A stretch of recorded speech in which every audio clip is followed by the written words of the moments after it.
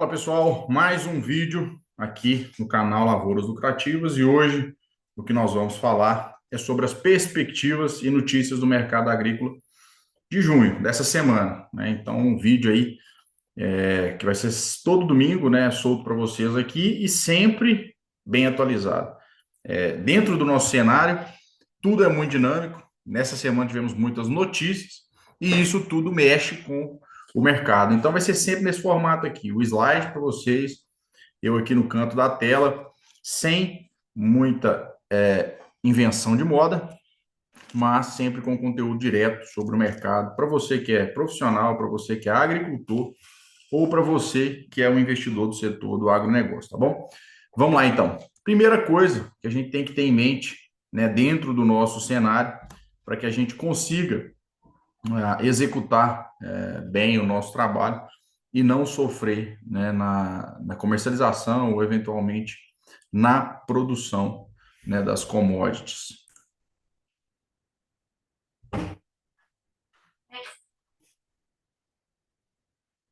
Então vamos lá. Vamos colocar aqui agora as perspectivas para você sobre as notícias e o mercado. Primeiro ponto, mercado de milho. Os fundos pausaram a liquidação, ou seja, as vendas que ocorriam de fevereiro até maio agora foram pausadas. Então, dentro desse cenário, provavelmente o preço vai ter, né, uma defesa, e aí você vai conseguir ver um parâmetro de preço mais consolidado até os próximos meses, né? Porque as vendas estavam ocorrendo com muita frequência e isso aí causava quedas de preço dentro do cenário dos grandes fundos, que é quem realmente movimenta o mercado. Essas posições vendidas, então, trazendo aqui para vocês, ó, vou deixar aqui a anotação.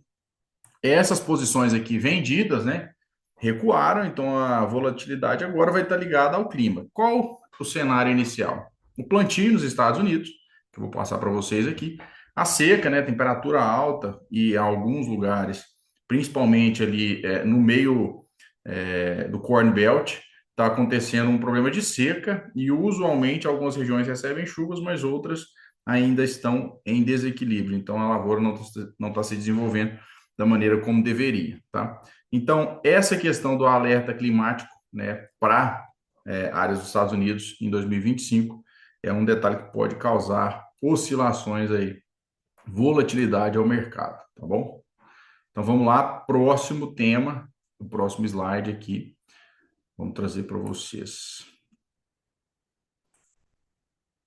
Beleza. Dentro dessas tendências do mercado, né? Qual foi o mercado de milho de fevereiro até agora? 10,5% de queda, né? Entre fevereiro e maio. Justamente por quê? Por conta dos fundos vendendo. A posição de liquidação, de venda dos fundos acaba afetando o mercado para baixo. E foi isso que aconteceu nos últimos 4 meses aí, fevereiro, março, abril e maio. A soja, né, usualmente, ela nesse momento teve a colheita, então acaba defendendo um pouco o preço, porque muita gente vende, quem não tem armazenagem, quem não tem condição de estocar isso aí, às vezes precisa liquidar para poder acertar dívidas, né, ou os compromissos, mas nas últimas 7 semanas ela tem uma posição aí comprada. O que que isso significa? A soja ela vem em um mercado onde a tendência é de alta, tem um mercado que está positivo, né, na cultura da soja. Quais são os riscos, né? As questões de tarifa entre Estados Unidos e China e o clima adverso, o que pode ainda levar o preço da commodity, caso a China venha a trazer para nós aí maiores demandas, né? Escolher o Brasil como parceiro estratégico. Um outro ponto que é muito interessante da gente avaliar é um cenário futuro, de junho a agosto. A temperatura hoje nos Estados Unidos está muito elevada, então a gente fica olhando a safra lá para entender qual o cenário pode nos beneficiar, está muito acima da média histórica. Mas, usualmente nos Estados Unidos, o que a gente tem é onde a gente vê maiores prejuízos, né, nas safras americanas, não é na temperatura seca, né, não é na falta de água, e sim nas áreas mais encharcadas. Então, pode ser que mesmo bem acima dessa média histórica aí, a gente não consiga, né, entender se perceber se o cenário dos Estados Unidos vai ser muito afetado, porque as temperaturas em si, elas não, geralmente não geram temperaturas muito altas, né, não geram tanto impacto quanto a, os encharcamentos, né, mas é um dado a se levar em consideração que as temperaturas estão altas e acima da média histórica. Incêndios, esse é um ponto, porque se está muito seco, temperatura muito alta, ocorre mais incêndios, né? Então tem alto risco em diversas regiões aí, como eu estou mostrando aqui no pointer. Estresse hídrico, né? Então tem um impacto direto nas lavouras, mas é como eu falei, usualmente o estresse hídrico, né? Ele tem menos impacto do que o encharcamento. Então, se você está ali esperando que tenha um impacto na produtividade, usualmente pelo excesso de chuva isso acontece mais do que pela ausência da mesma. Questão de infraestrutura, né? Então, eventualmente aí possíveis falhas de infraestrutura devido ao calor extremo, rede elétrica e etc., podem acontecer eventualmente. A situação atual, né, trazendo um panorama aí agora de junho, é um plantio em andamento, mesmo com esses riscos climáticos, um calor intenso que ameaça o rendimento da cultura, então uma foto para exemplificar isso aí. Essa seca, se for persistente nas regiões-chave, né, onde tem maior produção, pode ser que impacte aí diretamente a colheita, e as chuvas estão apenas localizadas. É o que eu falei, algumas regiões recebem chuva, outras não, e fica aquela lavoura desigual, né, aquelas discrepâncias nos ambientes produtivos.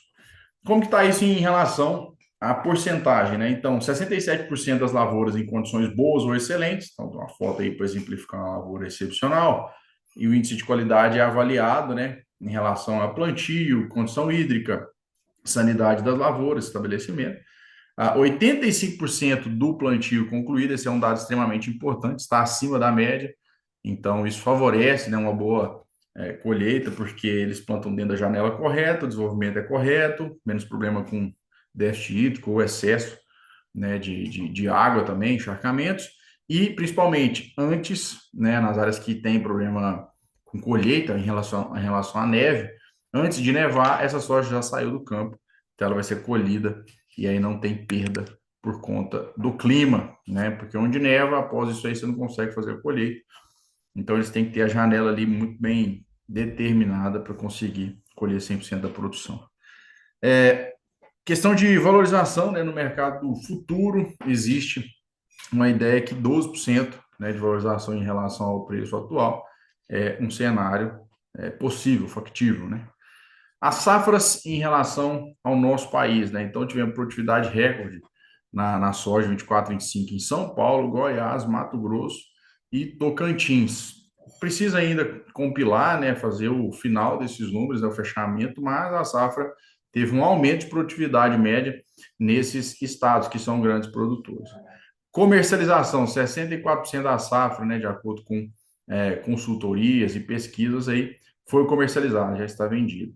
E aí, essa questão, né, do alerta sanitário com relação à ferrugem, com relação ao nosso cenário, né, a primeira safra em relação a milho, né, uma colheita com 3% de atraso no Mato Grosso e no Paraná, muito por conta de ambiente para colheita, maquinário e muito armazenamento também, né, às vezes você não tem como armazenar, então você deixa ali o milho no campo, né? A segunda safra teve um início favorecido por chuva acima da média, porém, depois tivemos seca, e a média de preço, né, está 66 a 71 reais nos portos brasileiros. O que a gente viu que foi um pouco impactado pelos grandes fundos liquidando, né, suas operações de milho. E com relação aos insumos, fertilizantes, né, o dólar mais baixo facilita essa importação, apesar dos fertilizantes não estarem baixando de preço, principalmente os fosfatados aí, cloreto, né? Teve uma janela boa de compra também dentro do mês de maio. Uma demanda crescente, né, desses fertilizantes e também pelo cenário climático. Então, ano a ano, o aumento de fertilizante dentro do Brasil vem acontecendo. Os fertilizantes químicos que a gente faz, mas também os organominerais, as outras fontes, né? Fontes que se associam ali na construção do perfil do solo.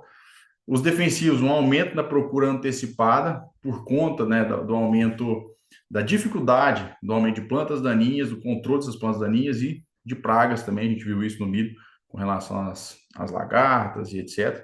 E usualmente, ano após ano, o aumento do uso de defensivos tem sido notado aí a campo, mas é necessário que a gente reveja isso até pelo custo e também para que a gente tenha um manejo mais racional, assertivo e com menos, né, perda de lucratividade, impactada aí por pragas, mas também por planta daninha, essas plantas invasoras com um controle cada vez mais complexo. Os preços internos, né, tá andando ali de lado, lateralizado, e tem uma pressão alta de questão logística, malha logística, frete, armazenamento. A gente sabe que a estrutura do Brasil realmente nessa questão é precária. Então, o que serão os próximos passos? E aqui no nosso canal Lavouras Lucrativas vai ter vídeo toda semana, né, com essa atualização do clima, dos plantios, como está sendo a safra americana. Então, vamos acompanhar esses boletins. Vamos acompanhar as relações, né, entre Estados Unidos e China, cada vez mais complexo essa questão geopolítica. Então, os potenciais impactos tarifários aí que vão impactar o agronegócio brasileiro e reavaliar portfólio. Por quê? A depender do cenário, você precisa mitigar risco. Não estar só exposto à soja ou só a milho, variar, né, essa questão das culturas, né, e esse risco, tentar mitigar isso aí, porque no final o que precisa acontecer é um lucro com segurança e, eventualmente, diversificar o melhor cenário, tá? Então a gente tem que acompanhar esses próximos passos, é algo semanal, né, que vai mudando e vai trazendo novos cenários e precisa ser sempre atualizado, tá bom? Então, para você que acompanhou até aqui, eu acredito que você se beneficia do nosso conteúdo. Então, estamos aqui para servir, né, você e trazer as melhores informações. Nosso canal Lavouras Lucrativas sempre tem o foco de servir e poder atualizar você com as melhores informações, para que você tenha a tomada de decisão aí mais assertiva possível. Eu vou colocar aqui um minuto.